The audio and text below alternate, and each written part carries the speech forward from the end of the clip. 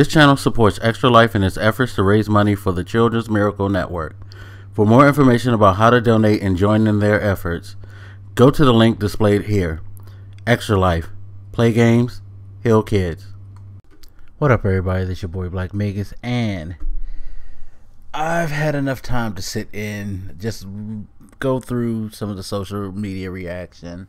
Of course, go see on my Facebook and see how many stupid people I know on both sides of the fence of the 2016 election. And I know a lot of stupid people on Facebook. Saddens me to say that there are people out there who just don't think, but that's why generally Facebook friends are Facebook friends. I'm not even gonna go into the whole social media thing. But it's pretty crazy right now. Donald Trump is your 2016 president-elect. I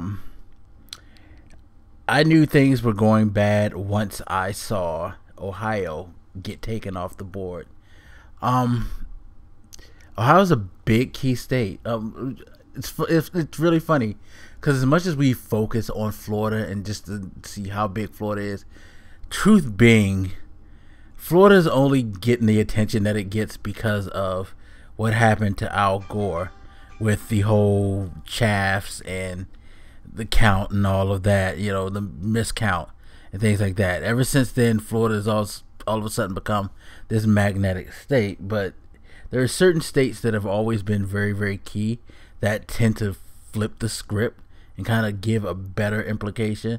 Because let's be honest, Florida has been a red state for a while now, so it shouldn't be that surprising that Florida would have went with Trump, just like it wasn't that surprising to see Texas go with him, most of the southern states going with him, from the way he ran his campaign, off of the racially charged rhetoric and xenophobic type of comments.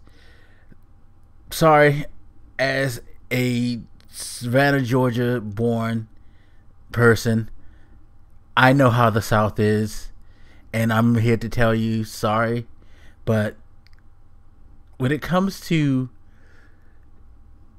progression, South's come a long way in some areas as far as race, religion, but it's still about 150 years behind everybody else.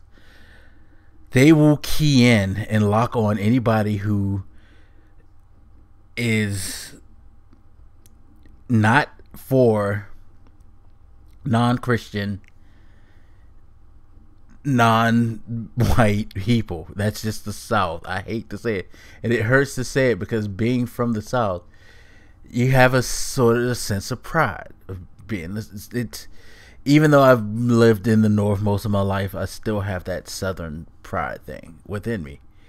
But I'd be lying to you if I would tell you that, hey, it could still be just as backwards as it was in the 1800s, 1700s.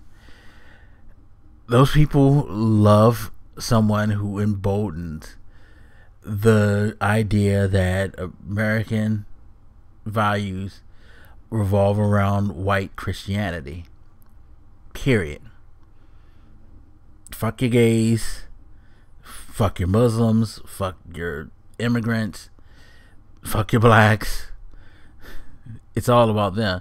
So yeah, of course they're gonna jump on somebody who spit the rhetoric that guy did and allowed them to behave the way they did at his rallies. You know, so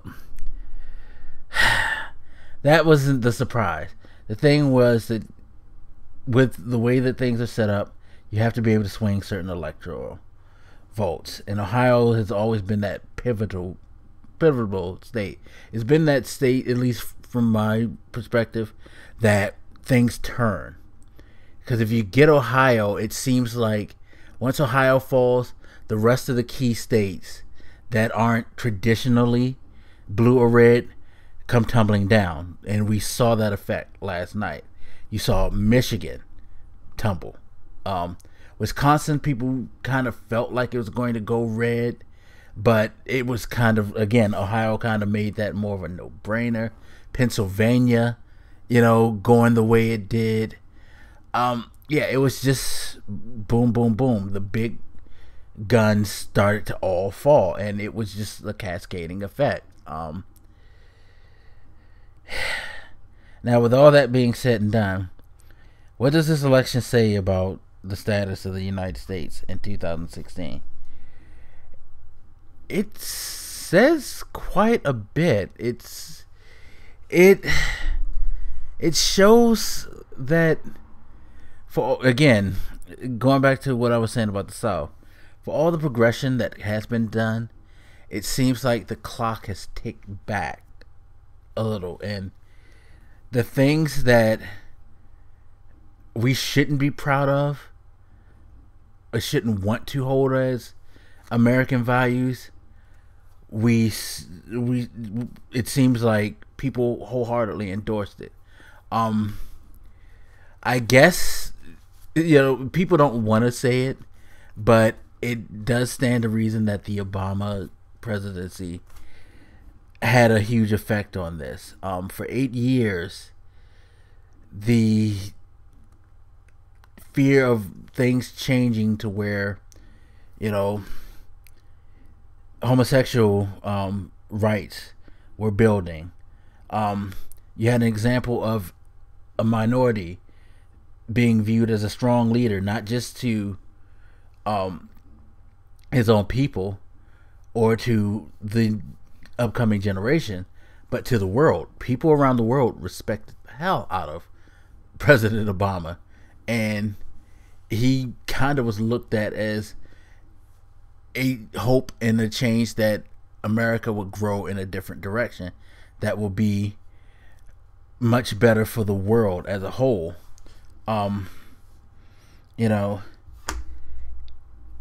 The control that Republicans and certain businesses had before, it was a struggle for them to try to keep it. They had to do everything they could. They did everything that they could to try to make sure that they could control things and try to flip the script. Because, as I said back in 2008, change is scary.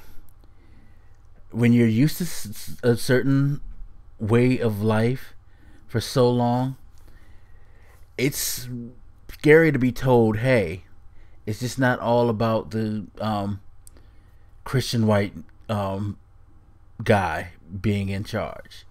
It's not all about, the quote unquote American family and American family values that has been sold for years. Things have changed. There's different times. People have different lifestyles, and all they're asking for is that you respect them to live their life, as long as they do it in a respectful way and don't disrespect you. That's all they're asking. That's a hard pill to swallow for a lot of people. And with Trump, you got this guy who came through and was smart enough to galvanize all those people who hated seeing gay marriage become a thing, who didn't like that Muslims were growing in the United States and becoming a bigger part of society, didn't like that people were trying to help immigrants become citizens, and were, doing what they can to help the Latino community. No. And he said all these things. Build the wall, kick the Muslims out, all of those things. And it was like a release for that whole demographic. And that whole demographic went full force. It's a weird thing, but it's kind of like when Obama first ran and he kind of inspired the minorities to come out and vote more, and the young millennials, to come to the table and commit themselves to the political process. Trump did the same thing, but with the worst of the worst. And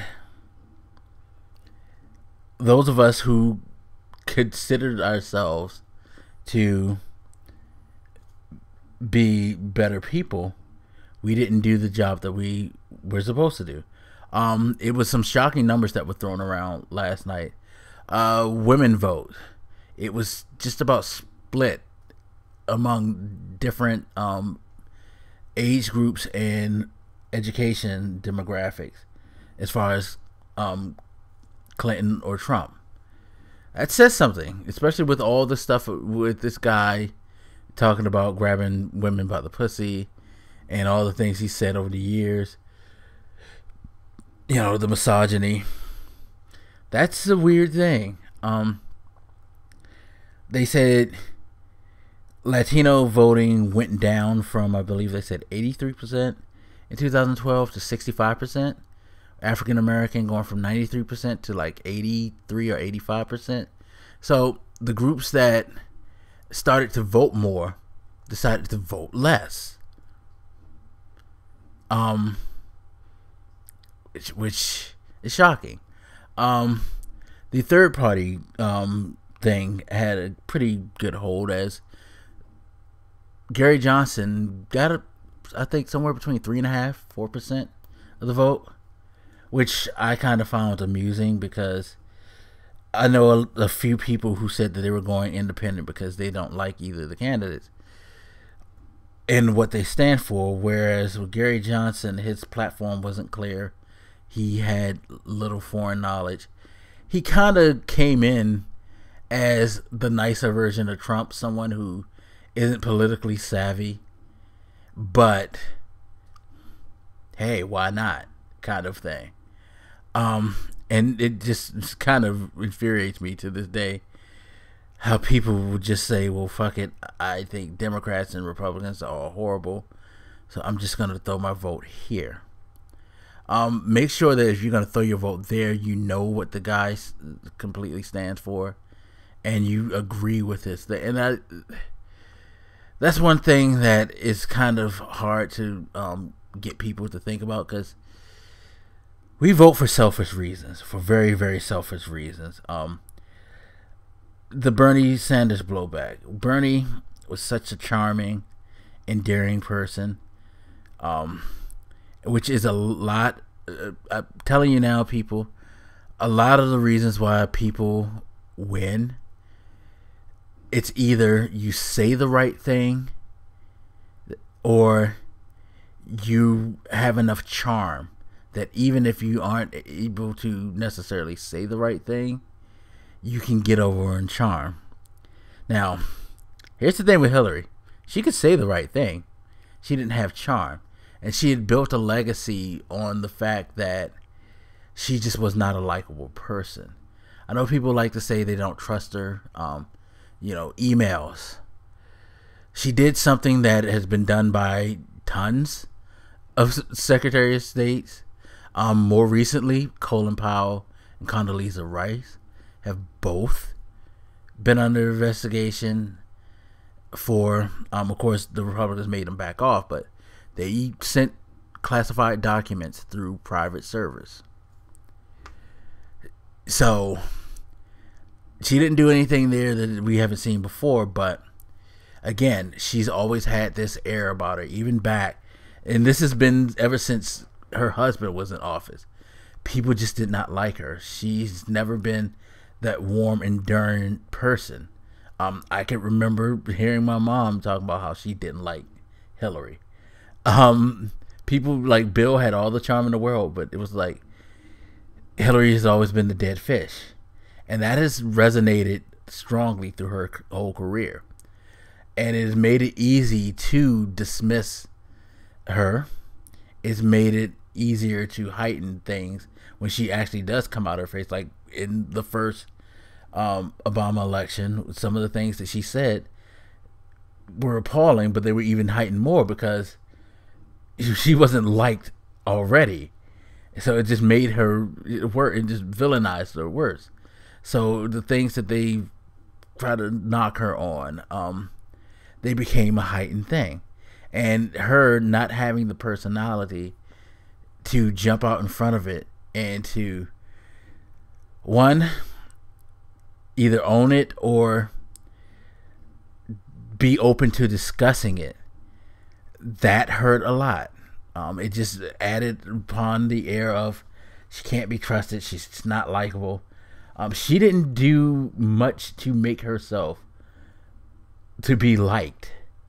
So it was easy for some people to dismiss her, especially when, again, she just knocked off a more charming, personable person who, you know, as much as I like Bernie Sanders, I would never ever tell anybody that he would have been the perfect solution, because a lot of what he wanted to do would have required some of the things that he said that he was against. And on top of that, he would have been a threat, just like Obama was a threat to the idea of changing things. And they probably weren't going to just let Bernie come in and make the world perfect like you guys think that it was. You have to be honest, and I'll get to that in a second. Yes, this is going to be a very, very fucking long video, but I'll get to that in a second. So, we were left with Hillary to go up against Trump. Now, on paper, you look at this guy who has no political resume. He really has no idea of anything. He didn't even know what the fuck his vice president was saying as far as different policies and things like that. This is how aware this guy is of the government. All he knows is that he wants to be president, and he thinks that he's going to go in there and, like a king, wave his magic wand, wave his scepter and declare it. That should have scared people off before, but again, the things that he was saying represented groups that were already frustrated, that felt like they had to be held in check because of the way the political situation was with the president now. So he gave hope to the worst of America.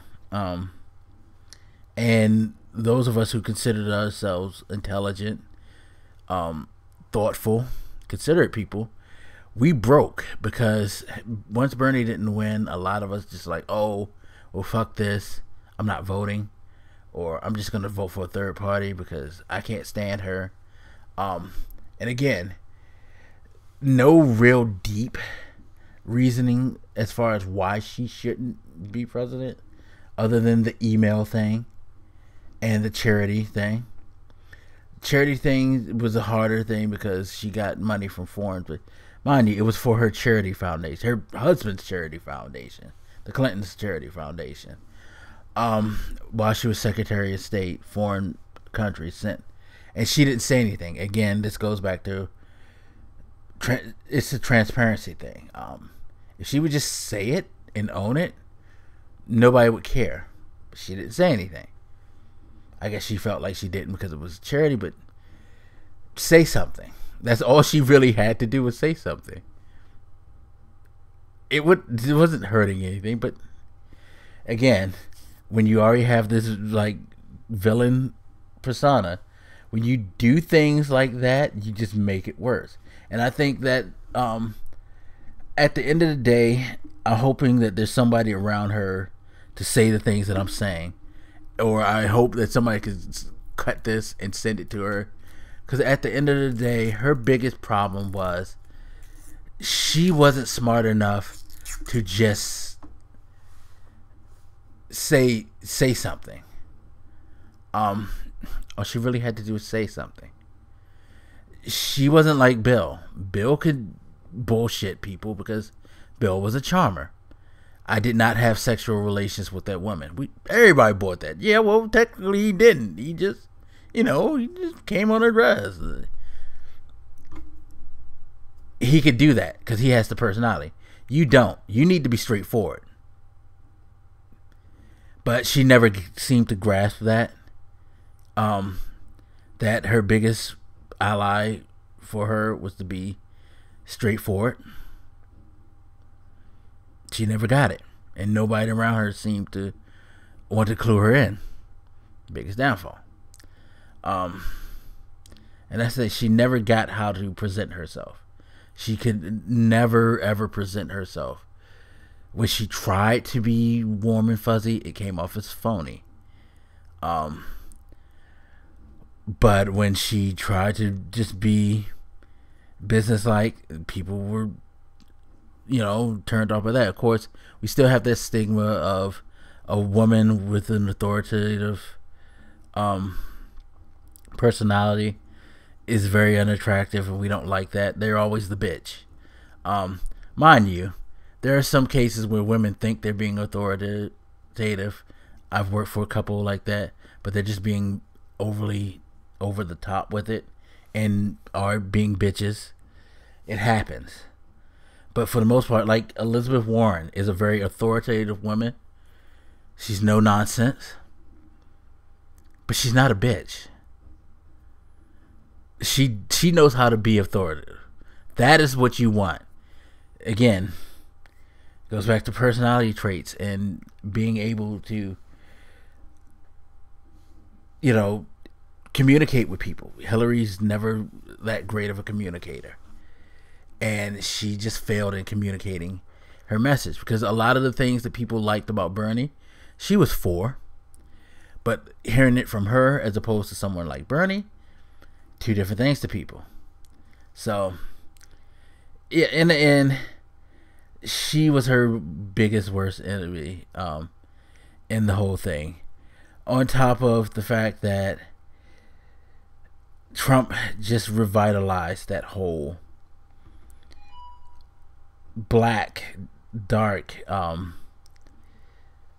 underlying vein that has been in America. The racism, the xenophobia, the sexism, misogyny, all that stuff rose back to the top. Saw a tweet where the KKK openly celebrated on the top of a expressway because Trump won. I've heard there's been reports of some white people coming out and openly addressing black people as niggers. And it's very funny because I just started playing Mafia 3, and if anybody knows that game, you know that game doesn't hide the 60s and the way that black people were treated then. And I told a coworker this morning how I was playing that game, and hearing all this stuff, I was just like, I'm not trying to live the video game that I'm playing. It's, you know what I mean? But there's going to be some people who feel like it's okay now. It's open season on that stuff.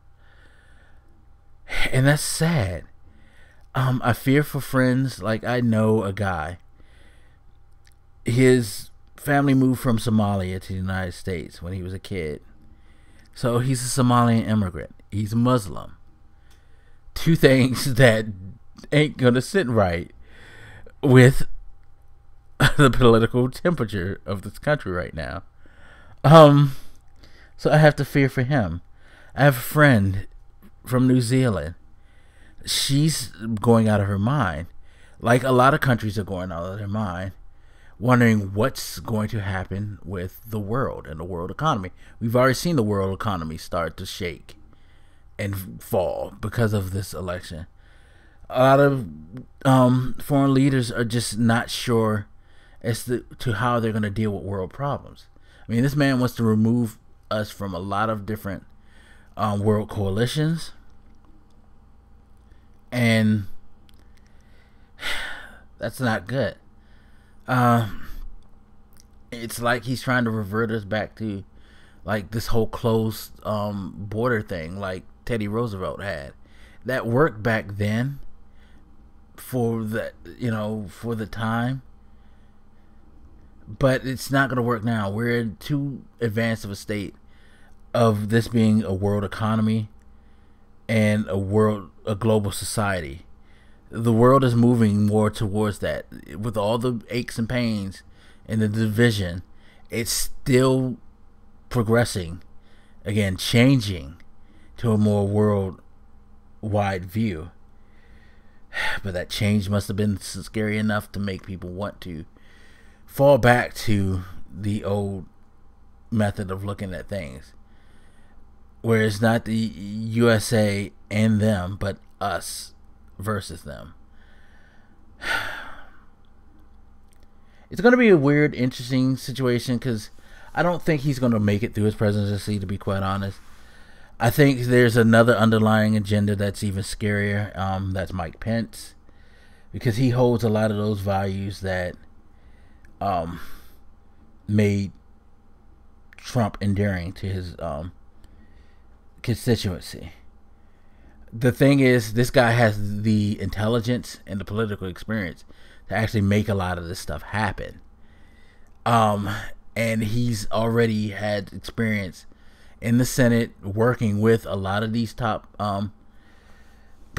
Republican people, so he can motivate them to do all the nasty things they want to do and regain the glory of the GOP and the control that they had. I mean, hell, our president currently is facing a sexual assault charge on a minor. He's basically under indictment for sleeping with a 12-year-old. I don't even know if she was 12 at the time. She may have been younger. But he's always been rumored to have had a thing about having sex with minors. So yeah, pedophile president going to trial. He also has his, financial issues with his companies. So there's a thing. And to be quite honest, the Republican Party don't really like him. He was just a vessel for them to gain the power that they needed. They still control the House, and I believe now the Senate is more of a split. So you basically have Republicans still own a majority in the Senate, 51-48, so they can carry the majority vote, and they have a huge majority in the House, so they control both the House, the Senate, and the presidency.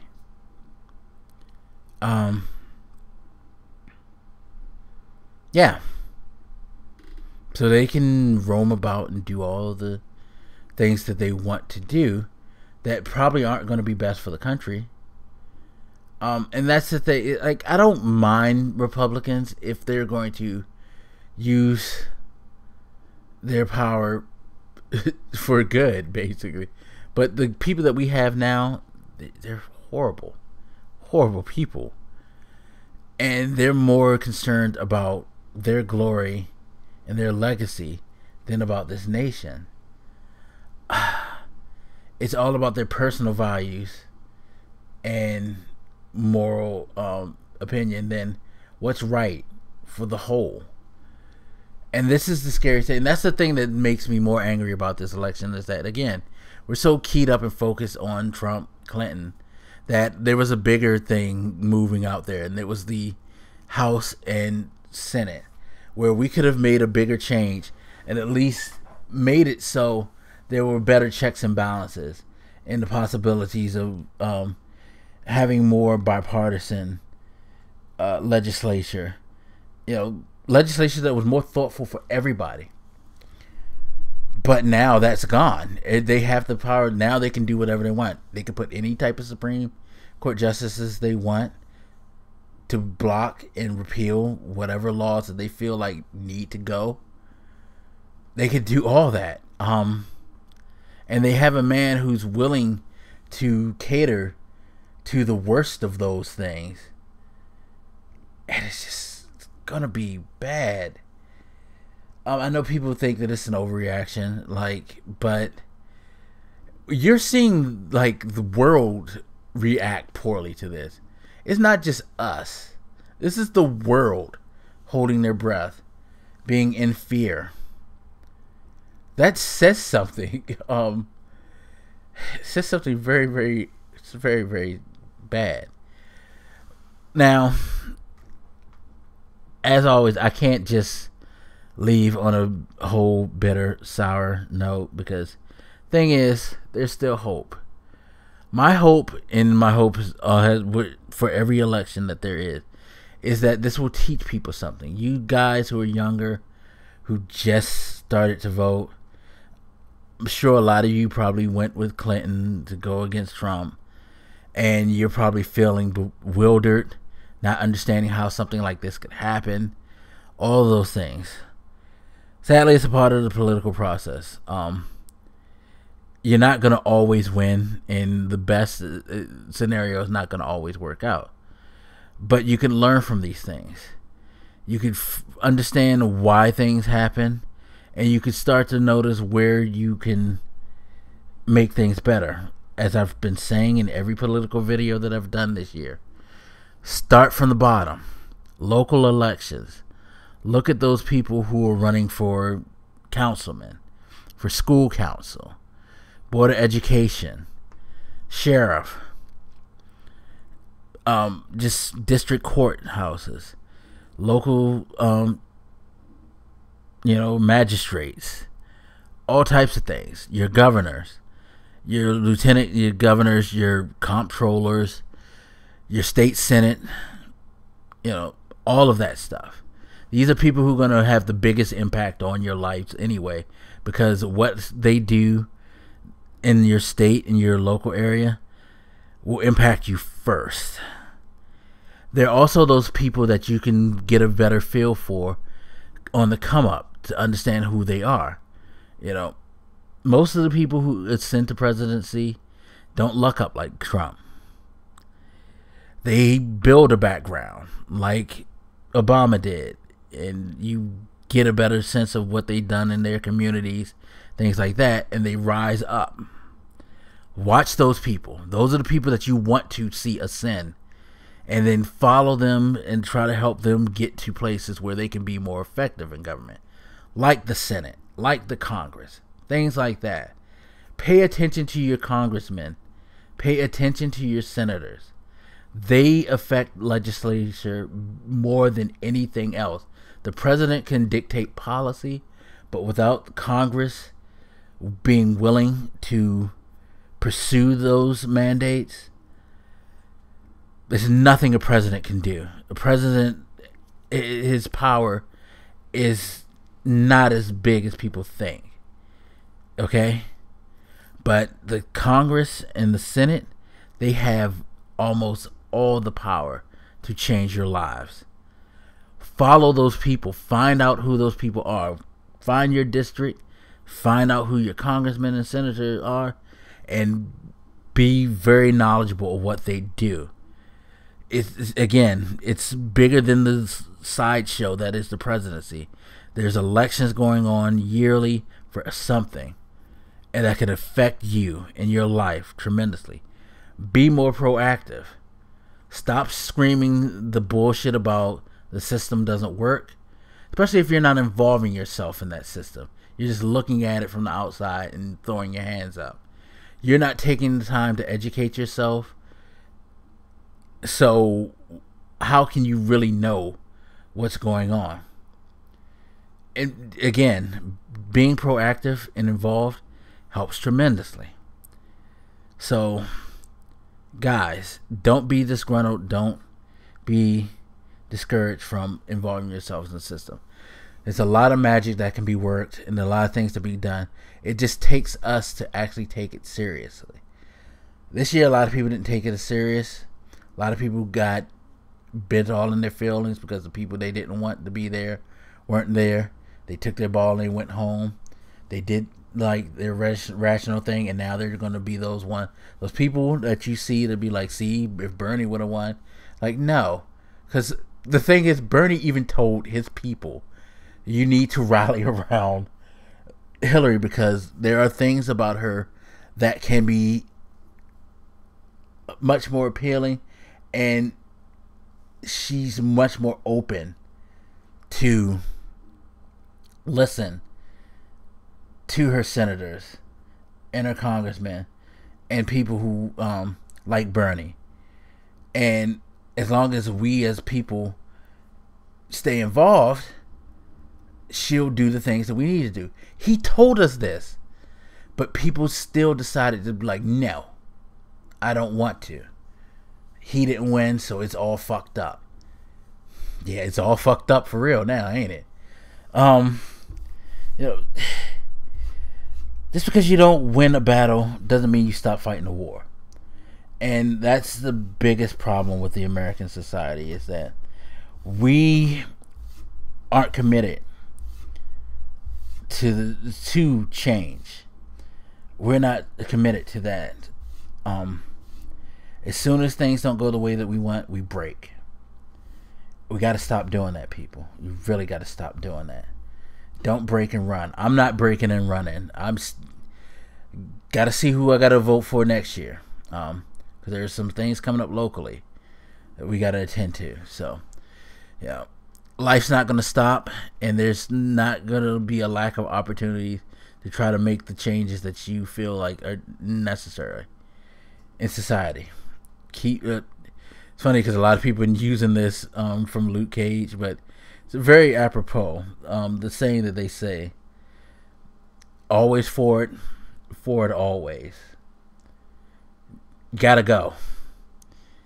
Don't sit there, sulk. You know, we have our day to be sad, to be remorseful, but fuck it, let's go. Are you going to sit here and let this country fall to pieces and turn back into what it was 50 years ago? Or are you going to be committed to fucking fighting? Anybody that you see who throws in, oh well, I don't care. Never ever listen to what they fucking have to say when it comes to politics. And I tell all my friends who do that, I'm sorry. You're my boy. You're my girl. Love you to death. But you don't have an opinion to me if you don't involve yourself. So therefore, I can give a fuck what you say. That's how you need to treat those people. Don't listen to them. Only when it comes to this whole process, only those who are actually in there. You know, that's why I respect people like Colin Moriarty. May not agree with him, but you know what? He's very involved in the process, and he keeps engaged in the conversation. So you can respect that. You know, there are Republicans that I've always respected, like McCain. You know, people, I'm telling you now, you want to avoid something like this ever happen again, now's the time to start giving a fuck. You gotta give a fuck first. And again, it's not just about every 4 years. It's about every year, every election, every referendum, all of that. Stay committed. And I guess that's all I have to say. Whew! That was tiring. Anyway, as always, you guys, feel free to hit me up. Let me know what you think, and I'll holler at you later. This your boy Black Makers, and I'm out. Deuces.